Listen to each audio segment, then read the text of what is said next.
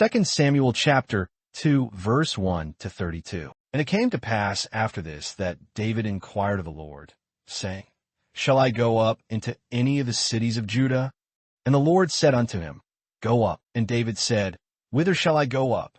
And he said, Unto Hebron. So David went up thither, and his 2 wives also, Ahinoam the Jezreelitess, and Abigail, Nabal's wife the Carmelite. And his men who were with him did David bring up, every man with his household.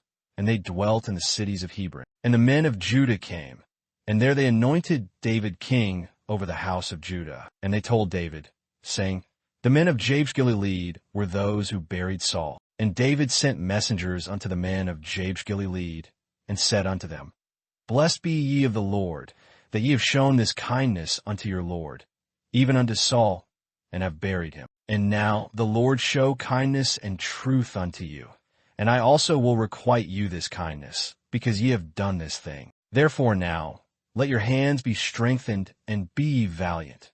For your master Saul is dead, and also the house of Judah has anointed me king over them. 8. But Abner the son of Ner, captain of Saul's host, took Ish-bosheth the son of Saul, and brought him over to Mahanaim, and made him king over Gilead, and over the Asherites, and over Jezreel, and over Ephraim, and over Benjamin, and over all Israel. Ish-bosheth, Saul's son, was 40 years old when he began to reign over Israel, and reigned 2 years. But the house of Judah followed David. And the time that David was king in Hebron over the house of Judah was 7 years and 6 months. And Abner the son of Ner, and the servants of Ish-bosheth the son of Saul, went out from Mahanaim to Gibeon. And Joab the son of Ruiah and the servants of David went out and met together by the pool of Gibeon.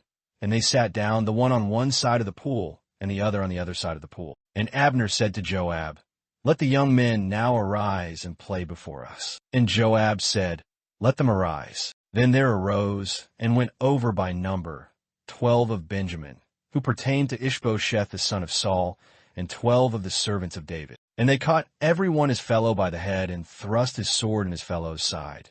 So they fell down together.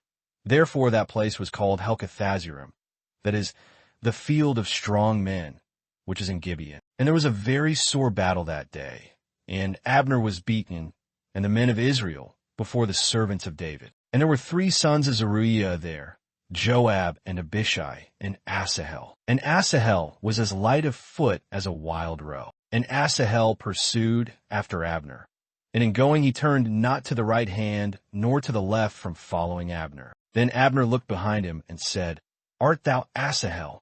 And he answered, I am. And Abner said to him, Turn thee aside to thy right hand or to thy left, and lay thee hold on one of the young men, and take thee his armor. But Asahel would not turn aside from following him. And Abner said again to Asahel, Turn thee aside from following me. Why should I smite thee to the ground?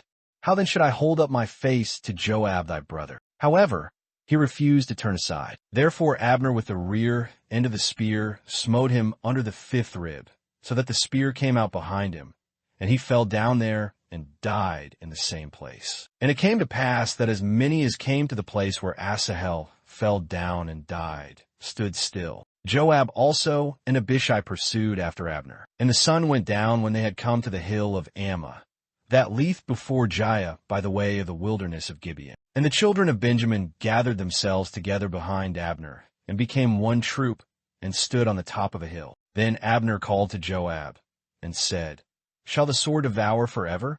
Knowest thou not that it will be bitterness in the latter end?